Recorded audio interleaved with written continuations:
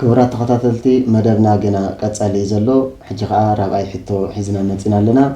ممرنا كساب موداتا صنيلنا بزن لبنا خنكاتاتل እግዚአብሔር መሳና ይሁን አማከልና ሐዲሩ ከመረናን ከመዕደናን ገሰጸናን ቅዱስ ፈቃድ ይሁንልና ክሳብ መወዳታ በሐባር እንጽና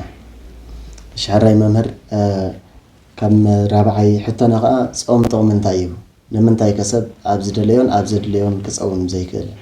ወይ ድማ ቤተክርስቲያን ጾም ዝሰርዑት ምክንያት ስለምንታይ እሺ ጽቡቅ እግዚአብሔር አምላህ መስተዋዕነ ጥበብን ይሃበና ካብዚ መጻል ጾም እንታይ ጥቅሙ ቤተክርስቲያን ከን ምንታይ ጾም ሰሪዓ ከም ድላይና ምንታይ ዘይን ጾም ዝብል ሐሳብ ዝተፈላላይ አካላት ያልዕልወዮም ብፍላይ ናይ ጾም ስነ ስርዓት ዘይብሎም አካላት ንምንታይና ጾም ንጾም ክጾም ተደሊ አና አብደስ በለና አብዘድሊ ንባዕለክ ጾም ምኽእል እንዴ ንምንታይ ጾም አድልዩ ዝብል አሎ መሰረታዊ እቲ ጾም ንምንታይ ተሰሪዑ ወይ ካንታይ ጾም እንተይልና ቤተክርስቲያንና ናይ ሓባር ተጋድሎ ዘዳለወ ተጉዕዞ እዩ ሓንቲ ሕብረት ያ ርሶም ክርስቶስ ርእሳ ዝኾነላ ሓንቲ ሰብነት አካል ናይ ክርስቶስ ያ ቤተክርስቲያን ስለዚ ሓደ አካል ሓንቲ ማሕበር ከም ምዃንና ናይ ሓባር ተጋድሎ ናይ ሓባር ጉዕዞ ናይ ሓባር አገልግሎት ናይ ሓባር ቅዳሴ ናይ ሓባር ውዳሴ ናይ ሓባር ምስጋና እዚ ሁሉ ኣለና ስለዚ ኣብ ቅድስት ቤተክርስቲያንና እግዚአብሔር ብሕብረት ንምድሓን ፀዋዓና ዳንበር በብግልና ይኮንና ተፀዊዕና ብዙሕ ሰባት ብግለይ ንክርስቶስ ብግለይ ዝብሉ ነገራት ውን ሰምዒና ተኾነ ግን እግዚአብሔር ኢየሱስ ክርስቶስ ብግልና ዘይኮነስ ንዓለም ሙሉ ንምድሓን ይመጽዩ ናይ ዓለም ሙሉ መድሓኒት ዳንበር ናይ ግል እገለ ንእገለን ጥራይ ከድሕን ዝመጽ ኣይኮነን ስለዚ ናይ ዓለም ሙሉ መድሓን ከም ምዃኑ ሓንቲ ማሕበር ኢና ንሕና ሓንቲ ማሕበር ምእመናን ርእሶ ክርስቶስ ርእሲ ዝኾነልና ክርስቶስ መራሒና ክርስቶስ አምላኽና ክርስቶስ መድሓኒና ግን ኣብ ሓንቲ ሰብነት ዘለና ዝተፈላለና አካላቲና ማለት እዩ ስለዚ ብመሰረቱ ጾም ቤተክርስቲያን ንምንታይ አተዳሉ እንተይልና እቲ ንቤተክርስቲያን ዝመስረተ እግዚአብሔር ብጾም ስለዝሰምር ብጾም ጸሎትን ሱባኤን ኩሉ እግዚአብሔር ስለዝቅበል እዚ ካብ ጥንት ካብ ብሉይ ኪዳን አትሒዙ ቅዱሳን አቦታት ኣብ ግዜ ሽግሮም ኣብ ግዜ ጸበባኦም መዓት ናባቶም ኣብ ዝመጻሉ ሰዓት ብጾም እግዚአብሔር ኣብ ጸውዕሉ እግዚአብሔር መልስ ክህቦም እንከሎ ኢና ንሪ ካብኡ ሓሊፉ ጎይታና መድሓኒና ኢየሱስ ክርስቶስ መጀመርታ መስተጠመቀ ጉዕዞ ስብከቱ ቅድሚ ምጅማሩ ብቀጥታ ከይወዓለ ከይሓደረ ገዳመ ቆሮንጦስ ከደ ይዝብለና ስለዚ ናይ ጾም አድላይነትን ናይ ጾም ጥቅምን ብጎይታና መድሓኒና ኢየሱስ ክርስቶስ ኢና መጀመርታ ንሪኦ ማለት እዩ ኣብ ወንጌል ዋላ እኳ እንተኾነ ካብ ብሉይ ኪዳን ከም ዝበልና ካብ ጥንቲ ካብ ኣቦና አዳም አትሒዙ ዝተፈላለየ ሱባኤታት እናኣተው አቅድሚ እግዚአብሔርካ ተቀባልነት እናረኸቡ ሞገስ እናረኸቡ ዝመጹ መልስ እናረኸቡ ዝመጹ ኾኑ ከለው እቲ ናይ መጀመርታ ንምድሓና ጉዕዞ ክጅምር ከሎ ጎይታና መድሓኒና ኢየሱስ ክርስቶስ ኣብነትና አርአይና ናይ እምነትና ወንጀማሪያን ደምዳሚያን ዝኾነ ኢየሱስ ክርስቶስ ካ ድሕሪ ሩባ ዮርዳኖስ ናበይ ከይድን ከሎ ኢና ንሪ ናብ ገዳመ ቆሮንጦስ ሱባኤ አትዩ 40 መዓልትን 40 ለይትን አትዩ ሱባኤ አትዩ ንሰይጣን ክስዕሮን ከሎ ክቅጥቅጦን ከሎ ሓሳባቱ ከፍሽልን ከሎ ኢና ንሪ ብዓቢ ኣብ ዝተሳዕሮ ቅዱስ ቤተክርስቲያን ከም ትነግረና ሰለስተ ዓበይቲ አርእስተ ሃጣው ዝባሃሉ ናይ ሓጢያት አርእስታት ዝባሃሉ ትዕቢት ስስዕቲ አፍቅሮ ንዋይ ዝባሃሉ ከም ዝተሳዕሮ ኢና ንሪ ማለት ስለዚ ጾም ጥቅሙ እንታይ እንተይልና ምስ እግዚአብሔር ንራኸበሉ ሱባኤ አቲና እግዚአብሔር እንተጸውዕና ድምጽና እግዚአብሔር እንሰምዓሉ ከምውን ፍሕሶታት ናይ ዲያብሎስ እንብጥሰሉ እንስዕረሉ ስጋና ንእግዚአብሔር ከነግዛሉ እንኽእል ረቂቅ ዝኾነ መንፈሳዊ መሳርሒ እዩ ማለት እዩ መን ጾም ስለዚ ንምንታይ ኢና ደሞ ባዕልና ዘይንጸውም እቲ ጾም እኮ ኣይጾምዎን እዮም እንተኾነ ግን ነቲ ሕግ ናይታ ቤተክርስቲያን ንምቅዋም ንምንታይ ቤተክርስቲያን ጾም ትሰርዕ ንዝብል ንምቅዋም ግን ንጾም ሕራይ ጾም መጽሓፍ ቅዱስ ጾም ይብል እዩ ንምንታይ ግን ባዕልና ጾምና ዘይንፈልጥ ካብ ዓመት ናብ ዓመት እዘን ከምዚ ኢሎም ዝቃወሙ አካላት ሓንቲ መዓልቲ እኳ ጾሞም ኣይፈልጡን እዮም ክጾሙን ድሌት ዝባሃል ይብሎምን እንተ ተሓቲቶም ንምንታይ ኣይትጾሙን ዝብል ሕቶ እኳ እንተ ተሓቲቶ ዝምልሶ ብጣዕሚ ዘደንቕ እዩ ኢየሱስ ክርስቶስ ጾሙለይ ዝብል ቃል ኢና ንሰምዕ እንተኾነ ግን ኢየሱስ ክርስቶስ አነ ጾይመልካ እሞ ከይትጸውም ዝብል ኣብ ወንጌል ግን በፍጹም ኣይንረክብን ኢና እንታይ ዳ ጾሙ ጸልዩ መጽውቱ ክብል ከሎ ኢና ንሰምዕ ጎይታና መድሓኒና ኢየሱስ ክርስቶስ እቲ ጾም ንስኻ ብትእዛዝ ዘይኮነ መጀመርታ ባዕሉ ጾም ያርኢና ስለዚህ እቲ ዕላማ ትሕቶ ንምንታይ ዝመጽእ ዘሎ እንተይልና ብቐጥታ ብጾም ዝግበር ናይ ሰይጣን ፍሕሶ እንብጥሰሉ ናይ እግዚአብሔር በረኸት እንረኽበሉ ንምብርዓን ዝመጽእ ሰይጣናዊ ሓሳብ እዩ ማለት እዩ መሰረቱ ዲያብሎስ ሒዝዎ ዝመጽእ ዘሎ ሓሳብ እዩ እምበር ዘም ሰባት እዚኣቶም ዝጾሙ እንተዝኾኑኮ ክጾሙን ምርኣናይን ክሳብ ሕጂ ክንደይ ዓመታት ዲዳ ኮይኑ ዘሎ ካብ ዝምንፍቑ ካብ ቤተክርስትያን ካብ ዝወፁዳ ክንደይ ዓመት ዲ ኮይኖም ዘሎ ክጾሙም ዝረኣናዮ መናፍቕ ግን የለን ሓራይ ምጾምና ንምንታይ ግን ባዕልና ብግልና ዘይንጸውም ንምንታይ ጾም ኣዊጃ ቤተክርስትያን ዓበይቲ ኣጽዋማት 7 ዓበይቲ ኣጽዋማት ኣለዋ መሰረቶም መጽሓፍ ቅዱስ እዮም እዚ ከዓ ኣብ ሓንቲ ሕብረት ስለ ዘለና ብሕብረት እንጋደሎ ተጋድሎ ብሕብረት ንእግዚአብሔር እንቅርበሉ ናይ ሱባኤ ኣብነት ኣርአያ ዝኾኑ ነፍስ ወከፍ ሰብ ናይ ኣዋጅ ስለ ዝኾኑ ክፍጽሞም ዝግቦ ኣብ ዓመት 7 ዓበይቲ ኣጽዋማት እዚኣቶም እናጾመ ንእግዚአብሔር ኣምላኹ ንኸመስግን ከዓ መጽሓፍ ቅዱስ መሰረት ብምግባር ቅዱስ ቤተክርስትያንና ኣጽዋማት ሰሪዓትልና ትርከብ እዚ ከምታ ቀዲምና ዝበልናዮ ዕላሙ ምስ እግዚአብሔር ንምርኻብ ካብ እግዚአብሔር በረኸት ንምርካብ ስጋኻ ኣቀጥቂጥካ መንፈስካ ሓይል ንምርካብ ናብ እግዚአብሔር ንምቕራብ እዩ ብመሰረቱ ኣጽዋማት ዕላሙን ከምኡ እዩ ኣብ ሰብነ ነዌ እንተሪኢና ናይ ሰብነ ነዌ ኣብነት ጌርና ንጾመጾም ከመይ ዝበለ መዓት ናብኣቶም ዝመጽእ ነበረ ዘቕረሩሉ እዩ ናይ ይሁዲትን ኣስቴርን እንተሪኢና ካብ ከመይ ዝበለ ዓላውያን ነገስታት ዘመለጣሉ እዩ ናይ ጾመ ድህነት ምሳሌ ማለት እዩ ጾመ 40 ብዓቢ ከም ዝበልናዮ ኣርሳሃጣዊ ዝተቀጥቀጠሉ እዩ ዲያብሎስ ተሳዕረሉ ብጾም ኣብ ገዳመ ቆሮንጦስ ካብኡ ጾመ ሐዋርያት ሱባኤ መንፈስ ቅዱስ ንምቕባልን ወንጌል ጉዕዞ ንምጅማርን ዝጾምዎ ክልተ ጾም ይሱ ካብኡ ቀፂልና ጾመ ፍልሰታ ሐዋርያት ናይ ኣዴና ቅድስት ድንግል ማርያም ስጋኣ ንምርካብ መጀመርታ ጾይሞም ተዋሂብዎም ብድሓርካ ዘላለማዊ ዕርገት ስለ ዝዓረገት ሐዋርያ ቅዱስ ቶማስ ስለ ዝረኸባ እንደገና ንምርግጋዝካ ሱባኤ ዝኣተውዎ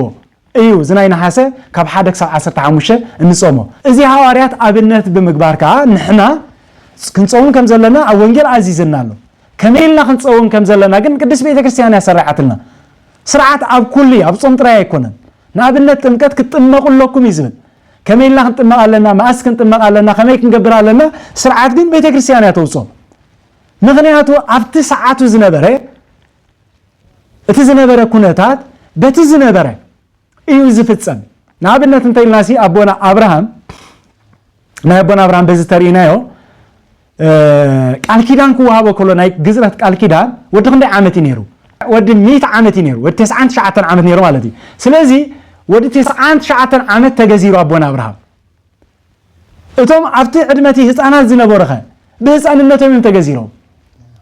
ካብኡ ንድሓር ዝውለዱን ካብ ህፃንነቶም ዝግዘሩ እቲ ኣብኡ ዝነበሩ ግን ኤክሰፕሽናል ስለ ዝኾነ በታ ዝነበሩ ዕድመዮም ዝጥመቑ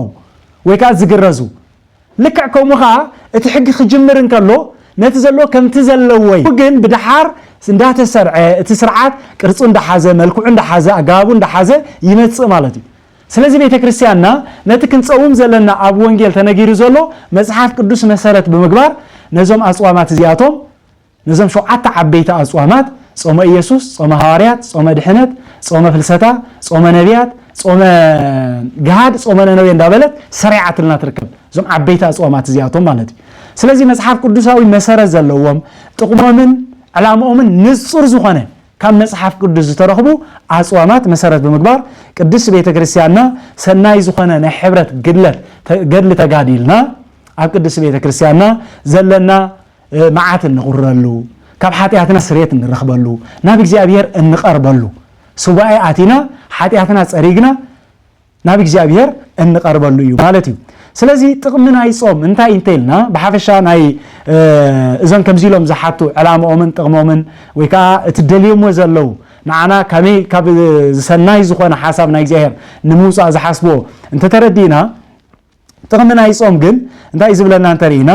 እስነ ጾም ሰይትባ የጻለ ኩሉ ምግባረ ሰናይ ማሪሳቅ 4 እንተሪኢና ጾም ንኩሉ ምግባረ ሰናይ እንታይ ይሰማምዑ እዩ ስለዚ ሓደ ሰብ ምግባር ሰናይ ክገብር እንተኮይኑ ናብ እግዚአብሔር ክቀርብ እንተኮይኑ ብጾም ክጅምሮን ከሎ ዝበለጸ ይኸውን ምክንያቱ ጾም ሰትፈውስ ቁስለ ስጋ ወነፍስ ወታጸምን ኩሉ ፍቶታት ዘስጋ ከም ዝብለና ጾም ቁስል ናይ ነፍስ ትፍውስያ ከመይ ገራ بحاتيات زاتنايو حاتياتنا نخنا نصح مخنيات تخوننا كلاي وتاصمن كله فتوتات السغا ناي سغا دليتا زبله ويكا فتوتات እንዳይ ትገብርያ ተወግድያ ከመይ ገር አንተይና ምስጠማና ኩሉ ኃይልና ስለዝደክም ትዕቢት እንተረይርና ኃይልና ይደክም ናይ ካል ዝተፈላልዩ ናይ ዝሙትን ናይ ካል ሐሳባትን አበሙራና እንተልዩ ይወጽ ካብ ስጋዊ ኃይሊ ካብ ስጋዊ ስልጣን ስለዝልዓል ብጾም እዚ ነገር እዚ ይደክም ካብ ሓሊፉ ስጋዊን መንፈሳውን ጥቅሚ አለው ወኽንብልን ከለና ሓደ ምስ እግዚአብሔር እንቀርበሉ ኃጢአትናን እንጸርገሉ ነፍስናውን ናብ እግዚአብሔር እንቀርበሉ መስዋዕት ክኸውን እንከሎ በተሓደኻ ንጥዕናና በስጋና እኳ እግዚአብሔር አምላከ ስጋ ወነፍሲ እትጸውም ሰብ ኣብ ጥዕኑ ሽግር ዝባሃል ይብሉን ምክንያቱ ሕማም ዘበለ ብብልዕ ዝመጽእ ከምቲ ኃጢአት በበና አዳምን ሔዋን ብብልዕ ዝመጽእ ለሙን ሰብ መብዛሕቱ ዝሐምም ንሪኦ ዘለና ብብልዕ እንተ ንጸውሙ እኳ ካብ ሕማም ስጋውን ድሕነት ንረክብ ኢና ካብ ሕማም ስጋ ይፍውሰና እዩ ምክንያቱ ጾም መድሃኒት እዩ እግዚአብሔር ክሰርዖን ከሎ ንኹሉ ድሕነት ዝኸውን ንስጋናን ንነፍስናን በረኸት ዝኸውን እዩ ዝነግረና እምበር ናይ ጾም ጥቅሚ ክነግር እንከሎ ጎይታና መድሓኒና ኢየሱስ ክርስቶስ ንሓደ ሰብ ከቢድ ሕማም ዝነበረ ሰብ ክመጽኦም ከላ ከምዚ ኢሉ ክነግሮም እንከሎ ኢና ማቴዎስ 17:21 እዚ ከም ዝበለ ዓልየት ግና ብዘይ ጾምን ብዘይ ጸሎትን አይወጽኡን ይብል ጎይታና መድሓኒና ኢየሱስ ክርስቶስ ንዝጋኒ እዚ ከውጾ ስለ ዘይተኻሎ ዲ ናብ ጾምን ናብ ጸሎትን ዝወሓስ ዘሎ لا አይፋሉን ንሕና ከምዚ ዝበለ ጽኑዕ ዝኾነ ሽግር ኣብ ዘጋጥመና ግን ጾምን ጸሎትን አቲና ካብ እግዚአብሔር ኃይልን ስልጣንን ረኺብና ክንስዕሮ ከም ዘለና ከመህረና ስለዝደለይ በርጎይታና መድሓኒና ኢየሱስ ክርስቶስ ዘይካአሎ ነገር አሉ ዲ የልቦን ይወጽ ዝንት ዘመድ ክብለና እንከሎ ግን እንታይ ማለት እዩ ከምዚ ዝበለ ጽኑዕ ዝኾነ ናይ ሰይጣን ፈተና እንተመጸኩም እንታይ ግበሩ ጾምን ጸሎትን ስባይ አቲኹም ተቃለስዎ ተዋግእዎ ሰይጣን ክንዋግኦ እንተኾይና ብጾምን ጸሎትን እንተመጺና ኃይል ዝባሃል ይብሉን ምክንያቱ ንሱ ኣብቲ ድኹም ስጋና አቲ ንዓና ኣብ ኃጢአት ምግባር ከውዕለና ዝደሊ ንጸውም ንጽል እንተኾይና ግን ነቲ ሰይጣን ክሕባአሉ ዝኽል ድኹም ጎንና ንዓብሰለና ንሽፍነለና ሰይጣን መእተዊ ይረክብን እዩ ንዓብሰለና ማለት እዩ ምክንያቱ ሰይጣን ንሽተይ መእተዊ እንተረኺቡ ንሱ በዓሉ እንዳስፈሐ እንዳቀደደ እንዳገብረይ ንህይወትና ከባላሽወ ስለዝኽል ጾምን ጸሎትን ግን ነቲ ድኹም ጎድና ነቲ ቀዳድ ዝሽፍን ስለዝኾነ ስለዚ ንሰይጣን እንዋጋአሉ ነተረቂቕ ዝኾነ አጽዋር ናይ ዲያብሎስ እንከላኸለሉ ባር እንታይ እንተይልና አጽዋር ብርሃን ልበሱ ተባሂልና ይኮነ አጽዋር ብርሃን ማለት ጾም ጸሎት ምጽዋት እዩ ስለዚ ኣብ ቤተ ክርስቲያንና በዚ ንኽንጋደልካ እዚ ናይ ሰናይ ገድሊ ኣብነት ዝኾነ ኣብ ቅዱስ መጽሓፍ ዘሎ ጹሙ ጸልዩ መጽውቱ ዝበለና ቤተ ክርስቲያን ሰሪዓ በሰናይ ገድሊ እዚ ንኽንጋደል እትጽዋዕና ማለት እዩ ኣብ ማሪሳቅ እንታይ ይብል ከምዚ ይብለና ብዛዕባ ጾም ክገልጽ እንከሎ ማለት ሓደ ጸዋሜ ሰብን ዘይጸዋሜ ሰብን ከአነጻጽሩ ክገልጾም እንከሎ ሓደ ሰብ ክርስቲያን ኮይኑ መኻ ብጾም ዘይመላለስ ዘይጸውም እንተኾይኑ ከምቲ ዋልታ ዘይብሉ ናብ ኩናት ዝኣት ዘሎ ተዋጋኣይ እዩ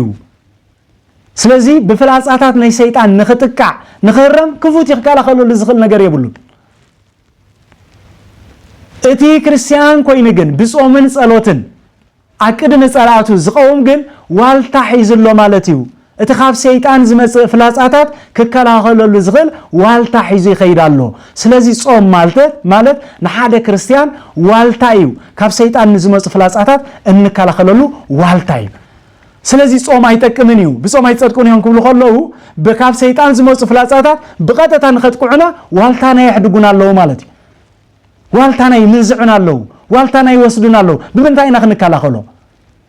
ምክንያቱ ክርስቶስ ዝኣክል ጎይታ ይወፅእ ዝንቱ ዘመዘእ እንበለ በጾም ወበጸሎት ክብለና እንከሎ ጹሙ ጸልዩ ትእዛዝ ክህብ እንከሎ እንታይ ስለ ዝኾነ ንምንታይ ዝኣብነት እዚ ዝኣርኣያ እዚ ዝበና ዘሎ ዋልታና ስለ ዝኾነ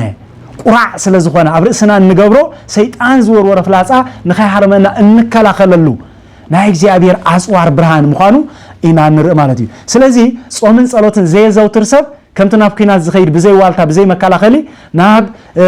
ኩናት ዝኣቱ ተዋጋኣይ ይመስል ስለዚ ክርስትና ብዘይ ጾምን ጸሎትን ንፍላጻታት ሰይጣን ቅሉዕ ዝኾነ ጥራይካ ብዘይ መሳርሒ ብዘይ መከላኸሊ ናብ ኩናት ከም ምእታው ማለት እዩ ብዛዕባ ጾምን ጸሎትን ጥቕሚ ክነግረና እንከሎ ኣብ ጦቢት መጽሓፍ 12:8-9 ዘሎ ከምዚ ይብለና ብጾም ዝተሰነየ ጸሎት ብቕንዕና ካብ ዝረኸብካዮ ምምጽዋት ጽቡቕ እዩ እዚ ልክስ እዚ ካብ ሞት የድሕነካ ንኹሉ ሓጢአትካ ይሓጽበልካ እዩ ይብለና ስለ ቃላቱ ዝኸበረን ዝተመስገነን ይኹን ለወል እግዚአብሔር አምላኽና ጾም ጾይምና ሱባኤ አቲና ምጽዋት መጽዊትና ንኽንድሕን ስለዚህ ፈቀደ በዚህ መንገድ እዚ ዝሃበና እግዚአብሔር ክብርን ምስጋና ንዑ ይኹን ስለዚህ ካብቲ ዘሎናኮ ምንም እኮ ይብልናል እቲ አሎና ንብለኮ እሱ ዝሃበና እኳይ ካብቲ ዝሃበና ኢና ተመሊስና እንህቦ ጸሎት ክንብል እንከለና እንኮ ንመንዲና ንጽውዕ ንእግዚአብሔር ኮይና ንጽውዖ ንመንዲና ንጽውዖ ነቲ ዘድሓነና ነቲ ዋጋ ዝኸፈለና ነቲ ንምድሓና ሃረር ዝብል እግዚአብሔር ናጻ ፍቃድና ተጠቂምና ጸውዑኒ ድለዩ ይሉና ስለዚህ ክንደልዮ እንተ ኮይና ብጾምን ብጸሎትን ብምጽዋትን ዝተሰነየ አገልግሎት ወይካ ስዋኤ ንሱ እንታይ ይገብር ካብ ሞት የድሕነካ ንሓጢአትካ ይሓጽበልካ ይብለና ስለዚህ ሓደ ክርስቲያን ንምንታይ ይጸውም ዘሎ ንምንታይ ዝምጽውት ዘሎ ንምንታይ ዝጽሊ ዘሎ እንተይልና ካብ ሞት ንኽንድሕን ካብ ሓጢአትና ንኽነጽህ እንገብሮ ተጋድሎ እዩ ምኽንያቱ ሰባቲና ድኹማቲና ኣብዚ ዓለም እዚኣ ፈተና ኣሎ ምድሓን እኮ ሓንሳ ግዜ መስተዋሃበኮ ክሳዕ ዘለኣለን ክጸንዕ ይኽእል ግን ካብ ፈተና ነጻ ዲና ካብ ሓጢአት ካብ ምግባር ነጻ ኢና ሓጢአት መቸም ብሰለስተ ከም ዝግበር ኢና ንፈልጥ ኣይኮነን ብሃልዮ ብገቢር ብነቢብ እሻዕራይ ብምግባር እንተ ዘይፈጸመ ብቃል ከይፈጸመ ሓጢአት ዝውዕል ሰብ ኣሎ ብቃል እንተ ዘይፈጸመ ብሃልዮ ንጹህ ዝኾነ ፍጹም ዝኾነ ሰብ ኣሎ ሓንቲ ሰብ ምስ ደሓነ ናብ ሓጢአት ዝበሃል ፍጹም ዘይቀርብ ሰብ ኣሎ እንተ ዘየልዩ ብጾም ብጸሎት ናብ እግዚአብሔር እናለመና ዕለት ድሕነት ክበና ነቲ ቆሲሉ ዘሎ ሰብነትና ብስጋን ደምን ኢየሱስ ክርስቶስ መድሓኒት እናጸገና ጉዕዞና ክንቃለስ ቤተክርስቲያን ጾም ሰሪዓትልና ሱባኤ ሰሪዓትልና ምጽዋት መጽውቱ ሃቡ አስራትኩም ሃቡ እግዚአብሔር ካ ነቲ ዝሃብኩሞ ብሕቡእ ዝሃብኩሞ ብግድ ክኸፈድየኩም ኣብቲ ዕለት ፍርዲ እንታይ ኮይኑ መጽ ንሱ ናይ ምድሓንኩም ኮይኑ ብግልጽ ዓለም ሙሉእ ምስተኣከበ ክብሪ ሞጎስ ክትረኽቡ ይኹም በቲ ዝሃብኩሞ ምጽዋት በቲ ጾምኩሞ ጾም በቲ ጸለኹሞ ጸሎት ንሰቢር ኣየለይ ዘይኮነ ስለዚ ጾም ክንጽልን ኮለና ኣብዚ ግን ከነሰብዕሎ ዘለና እዞም መናፍቃን እቲ ናቶም ዕላማ ነቲ ቤተክርስቲያን ሰሪዓቶ ዘላ ጾም ስርዓት አይደልን እዩ ኣብ ዘድልየና ምጾምና ኣብ ዘድልየና ምጸለና ዝብል ዓይነት አተሓሳስብ ኣለዎም ኣብዚ ብዛዕባ ጸሎት ተልዒና አቡነ ዘበሰማያት እታ ጎይታና መድሓኒና ኢየሱስ ክርስቶስ ዝኣዘዘ አቡነ ዘበሰማያት እኮ ክደግሞ ፈቃደኛታት ኣይኮኑን ኣይጽልዩን እዮም ኣብ አዳራሽ ከይዶም ስለ ስጋዊ ነገር ክልፍልፉን እዚ ተገበረልካ እዚ ኮነልካ እዚ ተፈጥረልካ ዝብል ናይ ስጋዊ ሓሳብ ተዘይኮይኑ አቡነ ዘበሰማያት እኮ አይደግሙን ይትረፍ ቤተክርስቲያን ሰርዐቶ ጸሎት ክደግሙ ይትረፍ ቤተክርስቲያን ኣብ መጽሐፍ ቅዱስ ከምቲ ዝበልናዮ ካብ መጽሐፍ ቅዱስ ወጽዮም ጸሎትና ጾምና ሱባኤና ኩሉ መጽሐፍ ቅዱስ መሰረት ዝገበረ አቡነ ዘበሰማያት እኮ ዘይደግሙ አካላት ጸሎት ንምንታይ ይስራዕ ክንጽልም ተደሊና ኣብቲ ዝደድለየና ሰዓት ንግዚአብሔር ክንጽውዖ ንኽእል እንዲና ንሱ ክሰምዓና ይኽእል እንዲ እናበሉ ከሓባቡልና እንከለዉ ነቲ ናይታ ቤተክርስቲያን ስርዓት ንምፍራስ ዳ እምበር ንሕና በቲ ዘጋጠመና ሽግር ክንጽላ ኣይንኽእልን ነቲ ጋጢምና ዘሎ ወይ ነቲ ዘሊና ዘለና ነቲ ሓሲብና ዘለና ዝምጥን ቋንቋ ተጠቂምና ክንጽላ ኣይንኽእልን ኢና ማለት ኣይኮነን ናይ ግልና ሱባኤ ናይ ግልና ጾም ክንኣቱ ኣይንኽእልን ኢና ማለት ግን ኣይኮነን እዚ በሓፈሻ በሓባር ሱባኤ እናኣትዎ በሓባር ቅዳሴ እንቅድሶ ናብነት ኣብ ቅድ ግዜ ቅዳሴስ ማንም ሰብ ጸሎት ክገብር ጽቡቕ ኣይኮነን ንብል ኣይኮነን ምክንያቱ እቲ ጸሎት ናይ ሓባር እንዲ እኹሉ ኩናትና ኣቅድሚ እግዚአብሔር ዝቐርብ መስዋዕቲ ጸሎት እናተጸለየ ንስኻ ብግልኻ ምጽላይ ከመይ ገር ጽቡቕ ኸውን ግን ብግልኻ ምጽላይ ኣይኮነን ነውሩ ኮይኑ ሰዓቱ ፍለጠሉ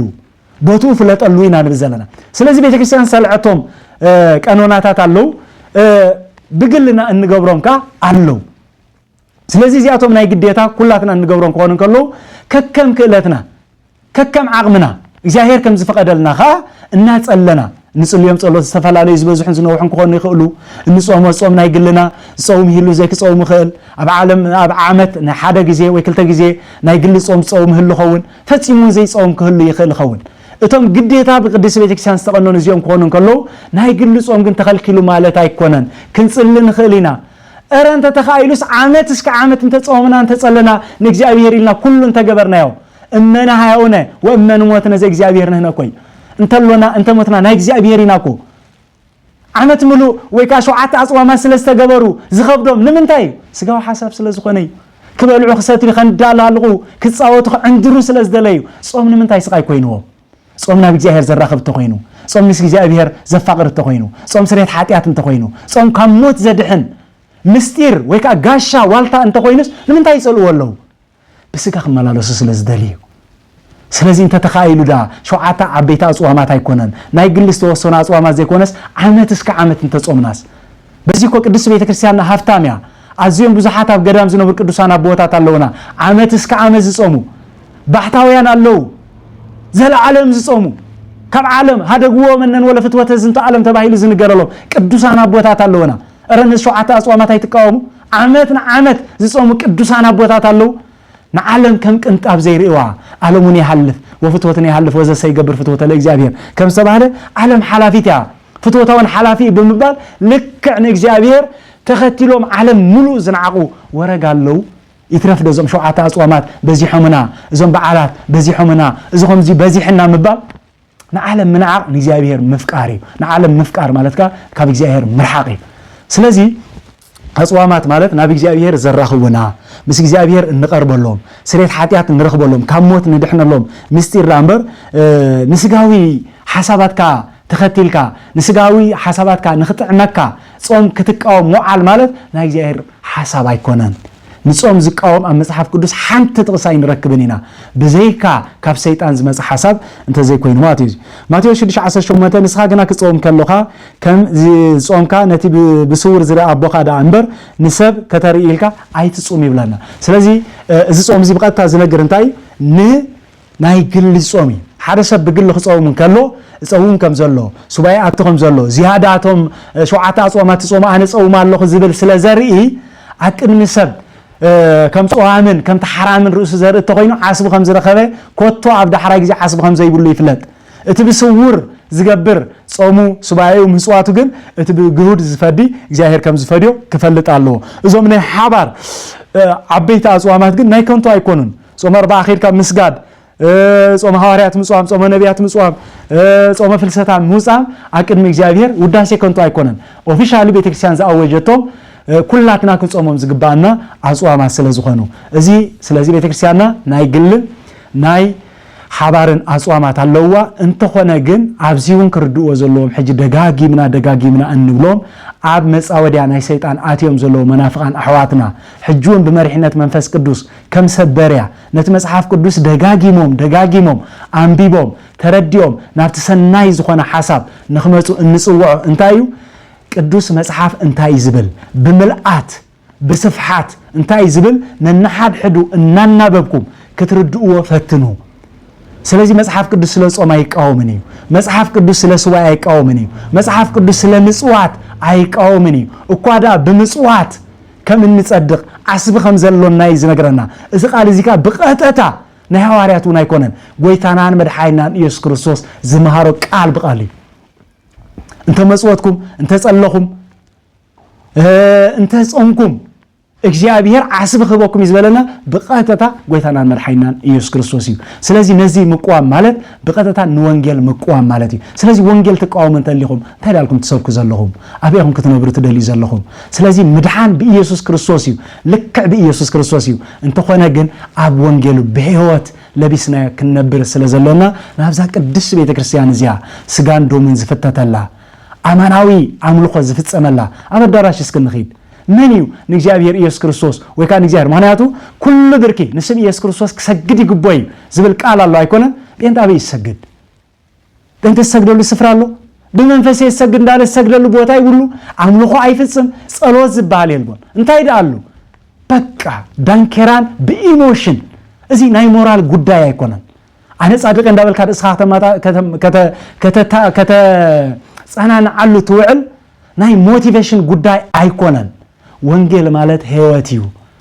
ርስኻ ጸናንዕካ አነ ጻድቀ አነ በህይወቴ አነ በክርስቶስ አለኹ እንዳበልካ በቃል ጥራይ ብምጥባር ቃል ዘይኮነ ሰማዕቲ ጥራይ ዘይኮንና ተግበርትን ምዃን እዩ ወንጌል ጽዋዓና ስለዚህ ሰማዕቲ ጥራይ ዘይኮንና ተግበርትን ንኽንከውን